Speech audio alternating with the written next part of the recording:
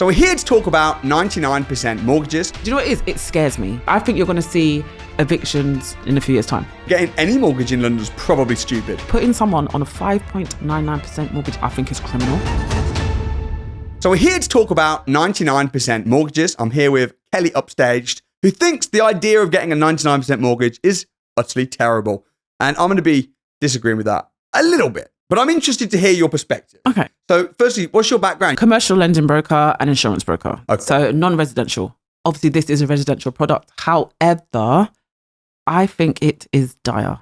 Do you know what it is? It scares me. I'm always going to talk about London because I'm a Londoner through and through. So the price. Let's talk about a 400k mortgage. I've looked at my first problem, 5.99%. The rates are just going down. Putting someone on a 5.99% mortgage for a 5-year fixed term right now, I think is criminal. But that's not that much higher than even a buy-to-let interest. But it's a residential. So it's like, why are we going towards that number if this is going to be for these people to live in? Not even to mention the people that will use it to go and get a property and rent it out. That's because they will. Yeah, but obviously we can't police it. No, but that's probably smart though, isn't it?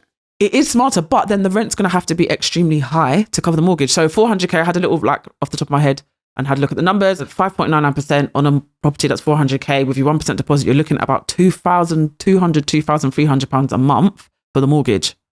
That's backbreaking for most people. Yeah, but do you think that your figures have all worked out around London? But you could argue that just buying a property in London is stupid anyway. It's just a crappy thing to do. But if that's you can't say every mortgage is terrible because let's look at London. No, not every, but so I'm just thinking about my peers, right? So unless you are an extremely high earner to meet the affordability criteria, because that hasn't changed. So people, do you know what it is? People are getting hooked on it's just 1%, it's just 1%. You still have to meet the affordability. Sure. So the affordability is going to be higher. So that's going to wipe out a lot of people anyway. Sure. So I just think, first of all, people are getting excited at the idea of it. And the sad thing is the majority are not going to qualify anyway. Yeah, that's true. And that's a bit like, it's like dangling a carrot. It's good though that there's that qualifier because if anyone can get a 1% mortgage, then that's when people get screwed. True. The fact that they're limiting it to high earners means that at least people that have got those high interest at that high mortgage payment, they can afford it. So they say, look, we're doing it, but only people that can afford it. Is that not a good thing? It is, but it takes one thing. One thing. Where I do insurance, people don't even have income protection. It takes one thing. So let's say, me and you, we're married, we have this really great life. Redundancy tomorrow, your job is gone. We're literally at death's door. We're already stretched, probably, or close to being stretched. We've lost one income, and now we are potentially going to be homeless. So I think it's a really quick way for them to give it and take it away in one hand. Yeah. Especially everything's unstable. You can lose your job tomorrow. And right now the market for a job is even more dire. You might not find something for 6 months. Yeah. If you don't have anything in place. I do hear you. So what you're saying is you think that it's just putting a lot of financial burden on people. Yeah. Do you know what though, Kelly? It's so hard saving a deposit these days. Agreed. The fact that they're offering a 99% mortgage, which is meaning that a lot of people can now get on the property ladder. 5K. People have got 5K. Which is a reasonable amount to put down. And now it's meaning that they're on the property ladder, they're benefiting from being a property owner, they've got security. And you might say they've not got security because they might lose their job, but they've got certainly more security than being a tenant. True. The people that it's going to work for and the people that it is going to allow to get on the market is perfect, is great. There's still the level of you could quickly lose that. It's not going to take much. People also just forget about the other things that come with buying a house. It's not just so you can look and think, I can afford this £2,000 or I can afford this £1,000. Your insurance, your food, your gas, your electricity, your kid, like it's never ending and everything's going higher. There's no sign of the economy like turning and everything's going to come down again. It's just not. Things are only going to get more expensive.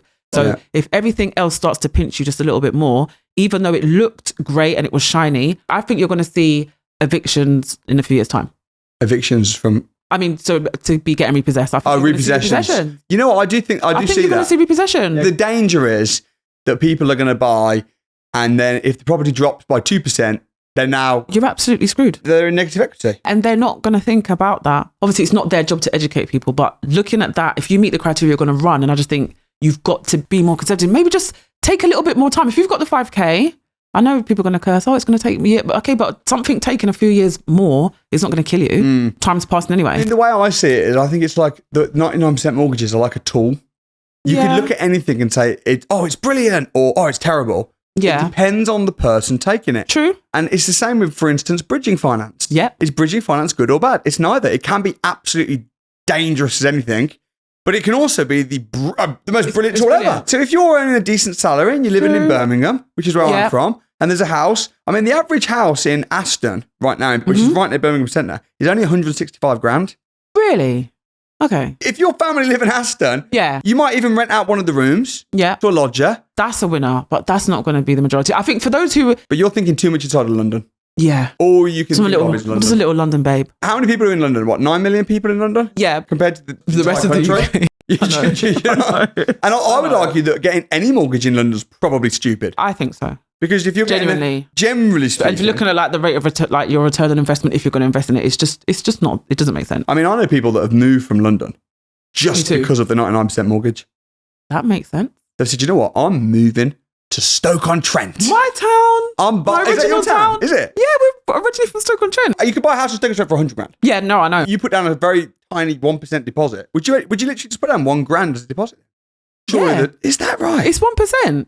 Damn. People are saying they're calling it the 5k mortgage because they're looking at London, looking at £500,000 house, Right. but it's 1%. So if you put down 1 grand, Yeah, you're now on the ladder. you're on the ladder. Your fees, call it Right. 3k. Your mortgage payments, what is it? 5.99%. So basically 6. Let's call it 6. Yeah. So if you've got a 99 grand mortgage, 99 grand, and you're paying 6%, Yeah. that means that you're going to be paying 495 a month. You Yes. can put a lodger to pay for that. You're living free. You are living free. Outside of London, It can be it's brilliant. working. And inside of London, if you're in the right position, it can also be brilliant. So basically what we have to say is, I guess as a compromise, it can be brilliant, Absolutely. it can be terrible. Yeah. Don't get too excited until you look at the facts. It probably doesn't even apply to you anyway. you. Because you got to be earning a decent... That's it. But again, if you're buying in Stoke, you're probably not need to be earning that much at all. At all. Because Most people could do that. I think... Most Yeah. Londoners right now should move to Stoke. Oh, no. I think all Londoners move to could Stoke. do that.